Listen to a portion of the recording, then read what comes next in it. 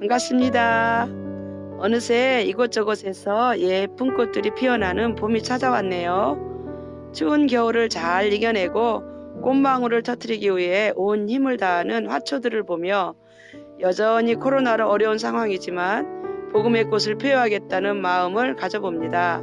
감사하게도 주님께서 각자에게 주신 은사를 살려 세 사람이 팀을 이루어 복음을 전하는 삼겹줄 전도를 열어주셨습니다. 오늘 영상은 주님께서 팀을 통해 주셨던 은혜들을 나누고자 하는데, 함께 하시는 모든 분들께 복음 전할 사명이 회복되어지길 기도드립니다. 그동안 센터를 정해놓고 복음을 전하던 중 그 중에 한 곳인 옷가게를 통해 만남의 장이 열렸습니다.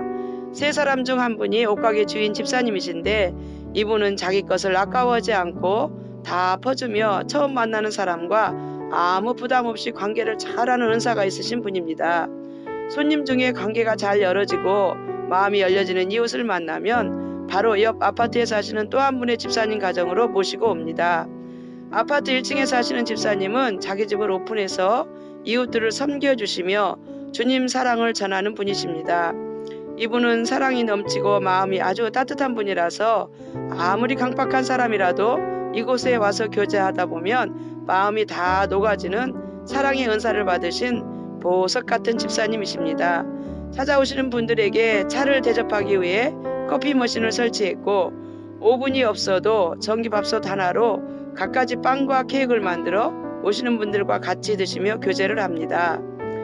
집에 갈 때는 가족들과 드시라고 만드는 방법을 가르쳐 드리고 완성되면 예쁘게 포장해서 선물해 드립니다. 빵이 완성되어 나오는 시간이 거의 50분 정도 되는데, 이때 제가 자연스럽게 합류해서 대화하다가 성령께서 인도하시는 대로 복음을 전하고 예수님을 마음에 영접하게 됩니다. 2단계까지 열어주신 분들과는 하루 날을 정해 거리가 좀 있는 곳으로 여행을 갑니다. 경치가 좋은 곳에서 특별한 점심 식사를 하고 분위기 좋은 카페에서 차도 마시고 왕복 차 안에서 나눔하다 보면 힐링도 되고 관계도 아주 친밀해집니다. 그렇다고 세상에 속해 있던 분들이 금방 교회에 출석하는 건 아니지만 계속 전도팀에서 중보기도 하며 만나 복음을 전하고 있습니다. 요즘 이렇게 이웃들을 만나면서 특별히 은혜가 되었던 만남이 있어서 소개해드리고자 합니다. 첫 번째 사례는 저를 통해 복음을 받고 구원받으신 분인데, 10년 가까이를 믿음이 세워지길 기도하고 있는데 변화가 없으신 분이십니다. 결혼 안 하시고 혼자 사시며 재정도 탄탄해서 특별한 어려움이 없으신데 늘 외로움이 있으십니다. 주님을 인격적으로 만나면 외로움이 없을 텐데 싶어 늘 안타까움이 많아 만나면 복음을 아무리 전해도 믿음의 성장이 잘 되지 않았습니다. 이번에 셋이서 모여 이분에 대해 나누고 우리가 최선을 다해 주님 사랑으로 한번 섬겨드려 보자고 마음을 모았습니다. 집으로 초대해서 이분만을 위해 재료를 준비해 빵을 만들고 식사로도 섬기며 나이를 계산해보니 올해가 한갑이어서 선물도 정성껏 준비했습니다.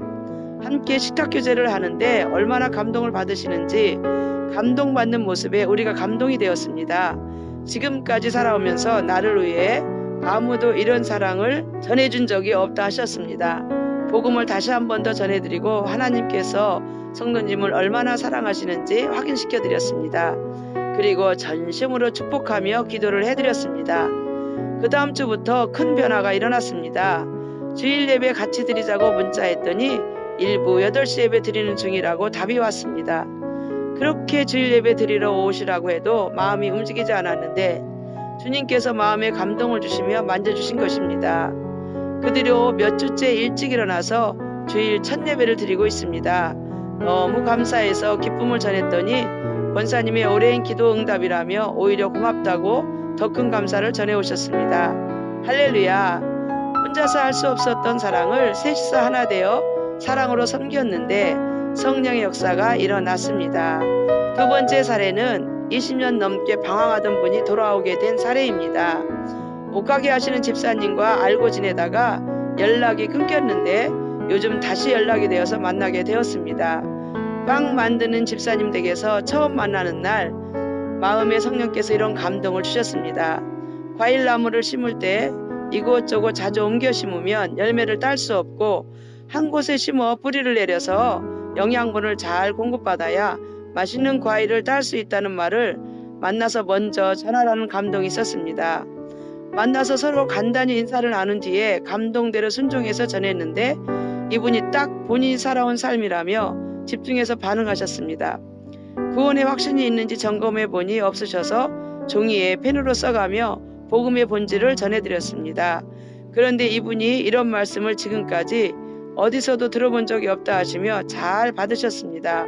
구원은 행위가 아닌 믿음으로만 받는 것과 구원받은 자녀가 어떻게 살아가야 하는지 부활의 신앙까지 전하고 듣는데 성령께서 강권적으로 붙잡아 주시는 걸 믿게 되었습니다.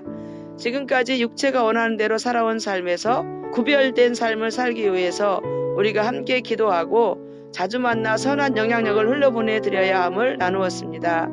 예수님을 영접하시고 우리 교회에서 예배자로 살며 믿음의 뿌리를 내리시기로 결단하신 뒤 넷이서 같이 손잡고 방황하며 한 교회에 정착하지 못한 삶이 정리되길 기도드렸습니다. 토요일 저녁에 옷가게 하시는 집사님께서 내일 주일 예배 때 입고 오라고 옷을 선물해 주었습니다. 주일 예배 때 교회에서 만났는데 옷을 자랑하며 환하게 웃는 모습이 참 은혜롭고 감사했습니다. 집을 오픈한 집사님 댁은 올 9월에 이사 계획이 있었는데 이사 가지 않기로 가족들과 정했다고 합니다.